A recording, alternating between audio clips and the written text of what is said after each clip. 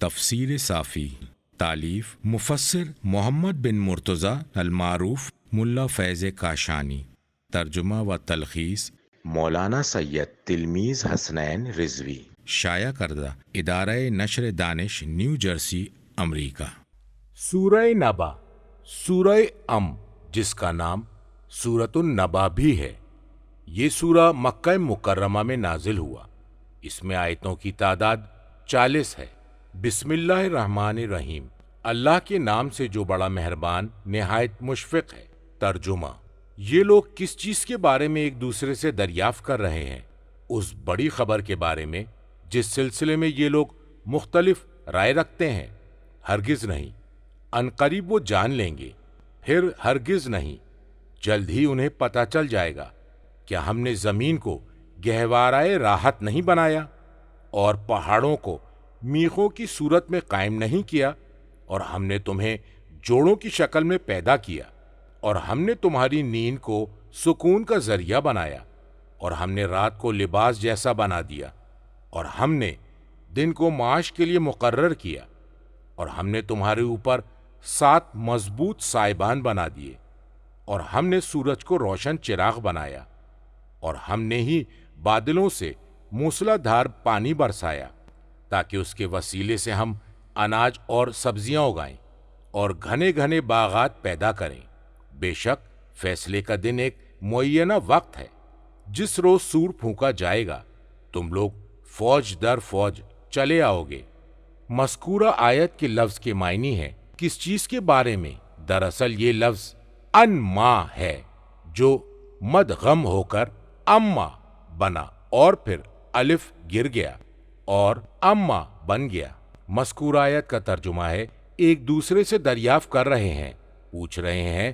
اس استفہام سوال میں جس چیز کے بارے میں سوال کر رہے ہیں اس کی شان کی عظمت کا بیان ہے۔ مذکورہ آیت کا ترجمہ ہے اس بڑی خبر کے بارے میں۔ مذکورہ آیت کا ترجمہ ہے جس سلسلے میں یہ لوگ مختلف رائے رکھتے ہیں۔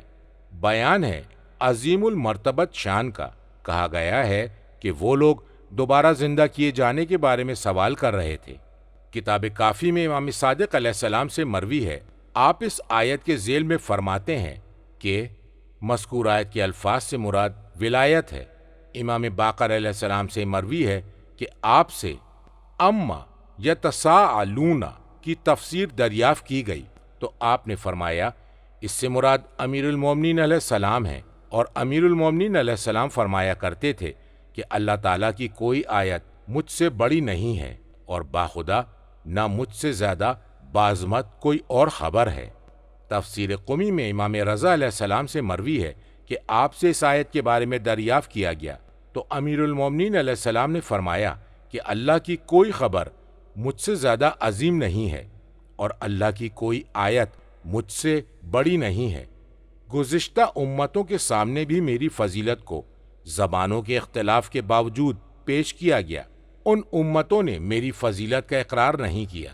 کتاب یون میں امام رضا علیہ السلام سے مروی ہے، وہ اپنے والد اور اپنے آبا و اجداد سے روایت کرتے ہیں۔ امام حسین ابن علی فرماتے ہیں، انہوں نے کہا کہ رسول اللہ صلی اللہ علیہ وآلہ وسلم نے حضرت علی علیہ السلام سے فرمایا۔ مذکورہ عربی کا ترجمہ ہے، اے علی، تم اللہ کی حجت، اللہ کا دروازہ، اللہ کی طرف جانے کا راستہ، نبائے عظیم، صراط مستقیم اور بہت ہی بلند و بالا مثال ہو۔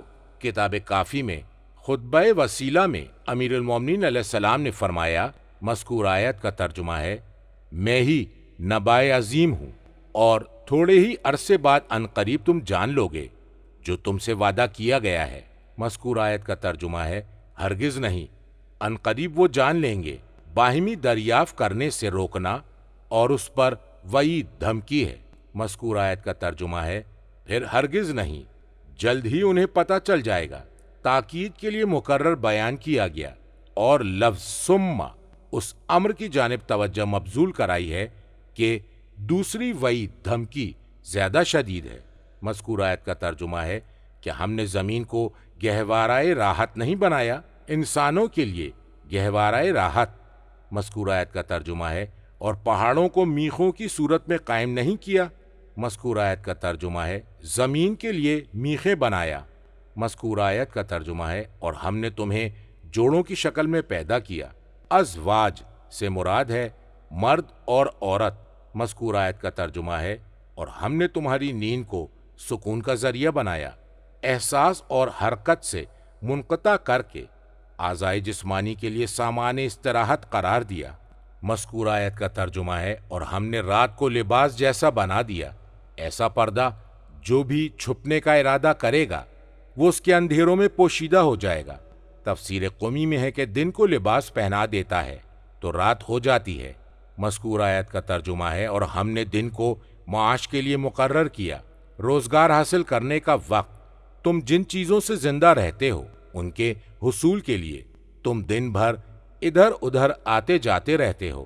مذکور آیت کا ترجمہ ہے اور ہم نے تمہارے اوپر 7 مضبوط سائبان بنا دیے، یعنی 7 آسمان جو مستحکم ہیں، مضبوط ہیں، زمانے کا گزر جانا ان پر اثر انداز نہیں ہوتا۔ مذکور آیت کا ترجمہ ہے اور ہم نے سورج کو روشن چراغ بنایا جو چمک رہا ہے اور روشنی پھیلا رہا ہے، یعنی سورج۔ مذکور آیت کا ترجمہ ہے اور ہم نے ہی بادلوں سے موسلادھار پانی برسایا۔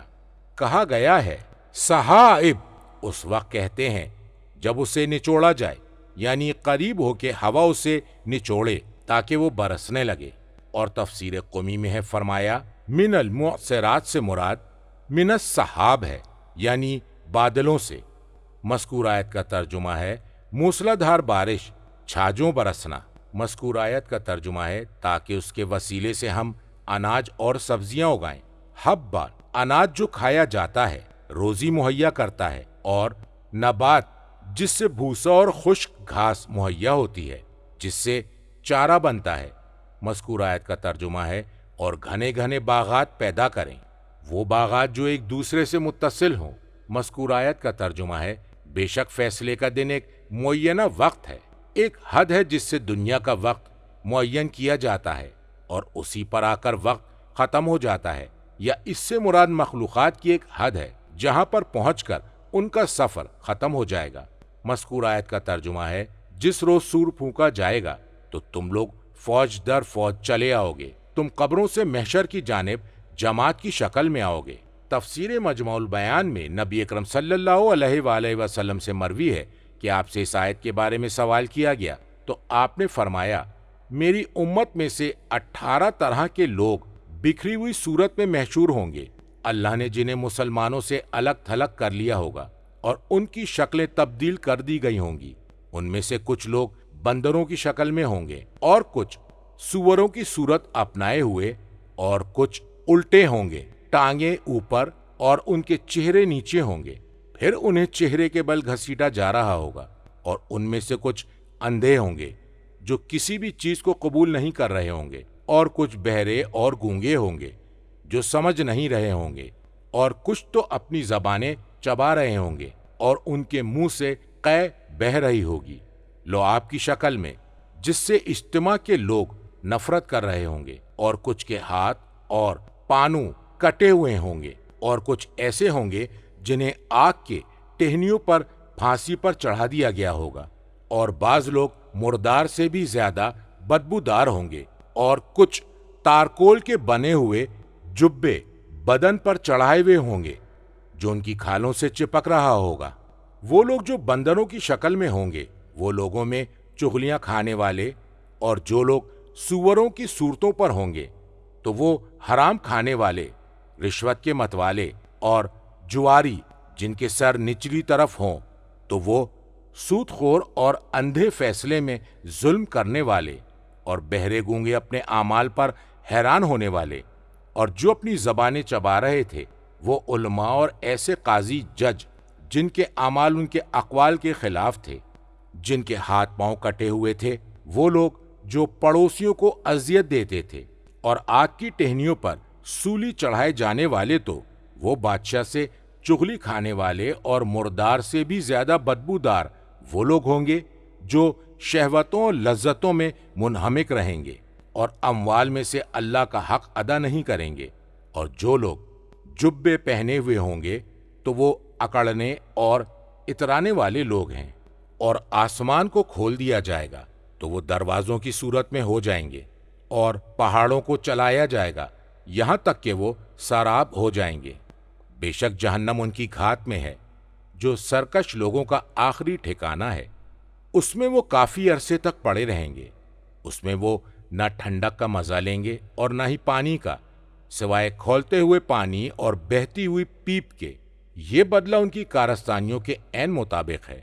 بتحقیق وہ تو کسی حساب کتاب کی توقع نہیں کر رہے تھے، اور وہ تو ہماری نشانیوں کو برملا جھٹلا رہے تھے، اور ہم نے ہر شے کو گن گن کے لکھ لیا تھا۔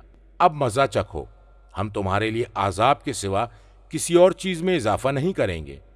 مذکور آیت کا ترجمہ ہے، آسمانوں کو کھول دیا جائے گا تو وہ دروازوں کی صورت ہو جائیں گے۔ کہا گیا ہے کہ وہ شق ہو کر شگافتہ ہو جائیں گے۔ تفسیر قمی میں ہے فرمایا کہ جنتوں کے دروازے کھل جائیں گے۔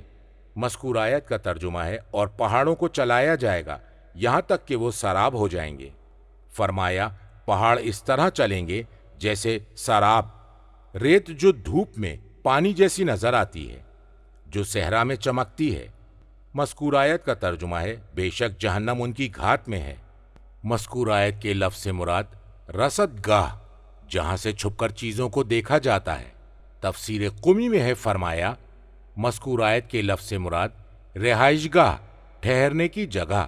مذکور آیت کا ترجمہ ہے، جو سرکش لوگوں کا آخری ٹھکانہ ہے۔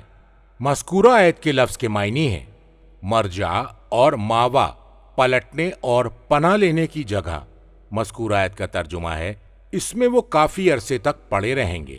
مذکور آیت کے لفظ کے معنی ہیں دہوراً متتابعہ، پے در پے زمانے۔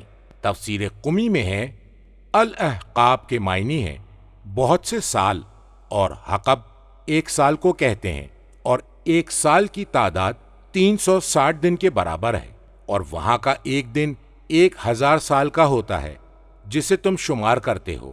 کتاب معانی میں امام صادق علیہ السلام سے مروی ہے، فرمایا کہ احقاب میں 8 حقب ہوتے ہیں، اور حقب میں 80 سال ہوتے ہیں، اور ایک سال میں 360 دن ہوتے ہیں، اور وہاں کا ایک دن تمہارے 1000 سال کے برابر ہے۔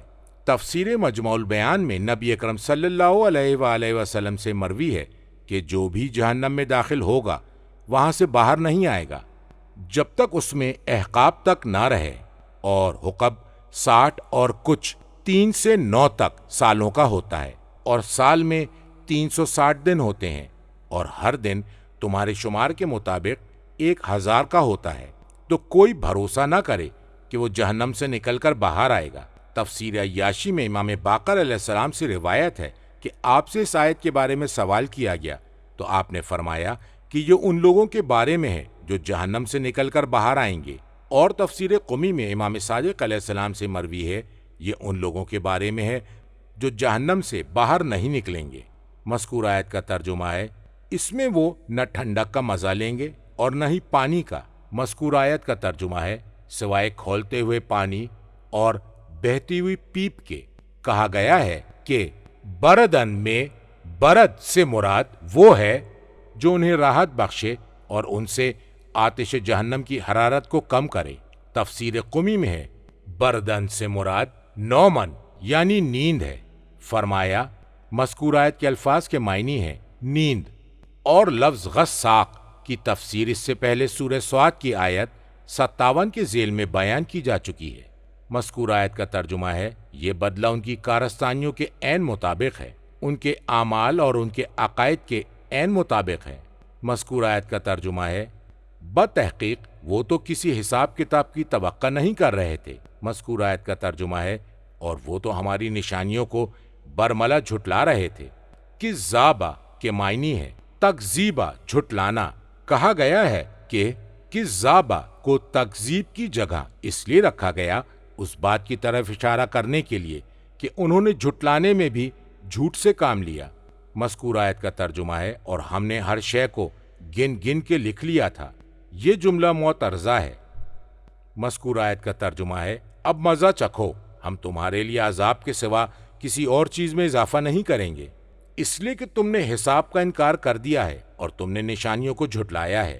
فذوقوا کہہ کر متوجہ کرنے کا انداز اپنانا تاکید کے لیے ہے، اور نبی اکرم صلی اللہ علیہ وآلہ وسلم سے مروی ہے کہ جہنمیوں کے لیے جو آیتیں قرآن میں نازل ہوئی ہیں، یہ آیت ان سب سے زیادہ سخت ہے۔ ترجمہ: بے شک متقین کے لیے کامرانی ہے، باغات اور انگور کے خوشے اور ہمسن نوخیز دوشیزائیں اور شراب کے چھلکتے ہوئے جام، وہاں پر نہ لغو بات سنیں گے اور نہ ہی جھوٹی بات۔ یہ آپ کے رب کی طرف سے عطا اور مقرر کردہ جزا ہے۔ جو کچھ آسمانوں، زمین اور ان کے درمیان میں ہے، ان سب کے پروردگار رحمان کی جانب سے کسی کو اس سے بات کرنے کا یارانہ ہوگا۔ جس روز روح الامین اور فرشتے صف بستہ کھڑے ہوں گے، کوئی لب کشائی نہ کر سکے گا مگر اللہ جسے اذن کلام عطا کرے اور وہ درست بات کہے۔ یہی برحق دن ہے، پس جو چاہے اپنے رب تک واپسی کی راہ اپنا لے۔ بے شک ہم نے ہی تمہیں آنے والے عذاب سے ڈرایا ہے، جس روز انسان وہ سب کچھ دیکھ لے گا جو وہ پہلے بھیج چکا ہے، اور کافر یہ کہے گا اے کاش میں مٹی ہوتا۔ مذکور آیت کا ترجمہ ہے بے شک متقین کے لیے کامرانی ہے۔ تفسیر قمی میں ہے فرمایا یفوزون، وہ لوگ کامیاب ہوں گے، اور امام باقر علیہ السلام سے مروی ہے کہ اس سے مراد کرامات ہیں، یعنی جن خوبیوں اور کرامتوں سے نوازا گیا ہے۔ مذکور آیت کا ترجمہ ہے باغات اور انگور کے خوشے، ایسے باغات جس میں طرح طرح کے پھلدار درخت ہوں گے۔ مذکور آیت کا ترجمہ ہے اور ہمسن نوخیز دوشیزائیں۔ مذکور آیت کے الفاظ کے معنی ہیں ان دوشیزاؤں کو کہتے ہیں جن کے پستان ابھرے ہوئے اور گول ہوں۔ مذکور آیت کے لفظ کے معنی جو ہمسن ہوں، جن کی عمروں میں تفاوت نہ ہو۔ تفسیر قمی میں امام باقر علیہ السلام سے مروی ہے۔ مذکور عربی کا ترجمہ ہے وہ جوان لڑکیاں ہیں جن کے پستان ابھرے ہوئے ہوں۔ مذکور آیت کا ترجمہ ہے اور شراب کے چھلکتے ہوئے جام۔ مذکور آیت کے لفظ سے مراد بھرا ہوا لبالب۔ مذکور آیت کا ترجمہ ہے وہاں پر نہ لغو بات سنیں گے اور نہ ہی جھوٹ بات، اس لیے کہ وہاں پر کوئی بھی ایک دوسرے سے جھوٹ نہیں بولے گا۔ مذکور آیت کا ترجمہ ہے یہ آپ کے رب کی طرف سے عطا اور مقرر کردہ جزا ہے، جیسا کہ رب نے وعدہ فرمایا تھا۔ یہ عطائے ربانی کافی ہے۔ کتاب مالی میں امیر المومنین علیہ السلام سے ایک حدیث میں وارد ہوا ہے، آپ نے فرمایا یہاں تک کہ جب قیامت کا دن ہوگا تو ان کے حسنات، نیکیاں، اچھائیاں کو شمار کیا جائے گا، پھر اسی کے مطابق انہیں 10 گنا بدلہ دے دیا جائے گا، جیسا کہ اللہ تعالیٰ نے ارشاد فرمایا ہے۔ مذکور آیت کا ترجمہ ہے یہی وہ لوگ ہیں جن کے عمل کا دگنا بدلہ دیا جائے گا۔ مذکور آیت کا ترجمہ ہے جو کچھ آسمانوں اور زمین میں ہے اور ان کے درمیان میں ہے، ان سب کے پروردگار رحمان کی جانب سے کسی کو اس سے بات کرنے کا یارانہ ہوگا، یعنی آسمانوں اور زمین کے ساکنین اس سے گفتگو کرنے اور مخاطب ہونے پر قادر نہ ہوں گے، اور نہ ہی ثواب یا عذاب کے سلسلے میں اس کی خدمت میں اعتراض کر سکیں گے، اس لیے کہ سب کے سب اس کے زیر دست اور محکوم ہیں، اس پر اعتراض کرنے کا حق نہیں رکھتے، اور یہ اللہ کے اذن سے شفاعت کیے جانے کے منافی نہیں ہے۔ مذکور آیت کا ترجمہ ہے جس روز روح الامین اور فرشتے صف بستہ کھڑے ہوں گے۔ مذکور آیت کا ترجمہ ہے کوئی لب کشائی نہ کر سکے گا مگر اللہ جسے اذن کلام عطا کرے اور وہ درست بات کہے۔ تفسیر قمی میں ہے فرمایا روح ایک فرشتہ ہے جو حضرت جبرائیل اور حضرت میکائیل علیہ السلام سے زیادہ باعظمت ہے۔ وہ رسول اللہ صلی اللہ علیہ وآلہ وسلم اور وہ ائمہ علیہم السلام کے ساتھ تھا، اور اسے روایت کیا ہے مجمع البیان میں قمی سے، اور قمی نے امام صادق علیہ السلام سے روایت نقل کی ہے، اور مجمع البیان میں امام صادق علیہ السلام، اور کتاب کافی میں امام کاظم علیہ السلام سے مروی ہے۔ خدا کی قسم ہمیں قیامت کے دن ان کے لیے اجازت مرحمت فرمائی جائے گی اور ہم صحیح اور درست بات کہیں گے۔ سوال کیا گیا جب آپ گفتگو فرمائیں گے تو کیا کہیں گے؟ انہوں نے جواب دیا ہم اپنے رب کی بزرگی اور بڑائی بیان کریں گے، اور ہم اپنے نبی پر درود بھیجیں گے، اور ہم اپنے شیعوں کی شفاعت کریں گے، اور ہمارا رب ہمیں مسترد نہیں کرے گا۔ مذکور آیت کا ترجمہ ہے یہی برحق دن ہے جو ہو کر رہے گا۔ مذکور آیت کا ترجمہ ہے پس جو چاہے اپنے رب تک واپسی کی راہ اپنا لے۔ مذکور آیت کے لفظ کے معنی ہے ایمان اور اطاعت کے ساتھ رب کی طرف واپس آئے۔ مذکورہ آیت کا ترجمہ ہے، بے شک ہم نے تمہیں آنے والے عذاب سے ڈرایا ہے، یعنی آخرت کے عذاب سے، اور اسے قریباً اس لیے کہا کہ اس کا آنا ثابت ہے، اس لیے کہ جو چیز بھی آنے والی ہوتی ہے وہ قریب کہلاتی ہے، اور اس لیے بھی کہ اس کا آغاز موت ہے۔ تفسیر قمی میں ہے فرمایا جہنم میں۔ مذکورہ آیت کا ترجمہ ہے، جس روز انسان وہ سب کچھ دیکھ لے گا جو پہلے بھیج چکا ہے، خیر ہو یا شر ہو۔ مذکورہ آیت کا ترجمہ ہے، اور کافر یہ کہے گا، اے کاش میں مٹی ہوتا، دنیا میں مٹی کی شکل میں ہوتا، نہ مجھے پیدا کیا جاتا اور نہ ہی میں مکلف ہوتا، یا آج کے دن میں نہ ہوتا اور مجھے مبعوث نہ کیا گیا ہوتا۔ کتاب الشرائع میں ابن عباس سے روایت ہے، ان سے سوال کیا گیا کہ رسول اللہ صلی اللہ علیہ وآلہ وسلم نے حضرت علی علیہ السلام کو ابو تراب کی کنیت سے کیوں پکارا؟ فرمایا، اس لیے کہ وہ صاحب الارض اور ان کے بعد زمین والوں کے لیے اللہ کی حجت ہیں، اور انہی کے ذریعے سے اس کی بقا ہے اور انہی کی جانب اس کا سکون ہے۔ فرمایا کہ میں نے رسول اللہ صلی اللہ علیہ وآلہ وسلم کو یہ فرماتے ہوئے سنا ہے کہ جب قیامت کا دن ہوگا اور کافر یہ دیکھے گا کہ اللہ تبارک و تعالیٰ نے علی علیہ السلام کے شیعوں کے لیے کیا کچھ ثواب اور قربت اور کرامت مہیا کر رکھی ہے، تو وہ کہے گا۔ مذکورہ عربی کا ترجمہ ہے، یعنی اے کاش میں بھی علی کا شیعہ ہوتا، اور یہ اللہ تعالیٰ کا مذکورہ قول ہے۔ مذکورہ آیت کا ترجمہ ہے، اور تفسیر قمی میں اسی مفہوم سے ملتی جلتی روایت ہے۔ کتاب ثواب الاعمال اور تفسیر مجموع البیان میں امام صادق علیہ السلام سے مروی ہے کہ جو بھی اما یا تساءلون یعنی سورہ نبا پڑھے گا تو 1 سال بھی نہیں گزرے گا اگر وہ ہر روز پڑھتا رہے کہ وہ انشاءاللہ تعالی بیت الحرام کی زیارت سے مشرف ہو جائے گا۔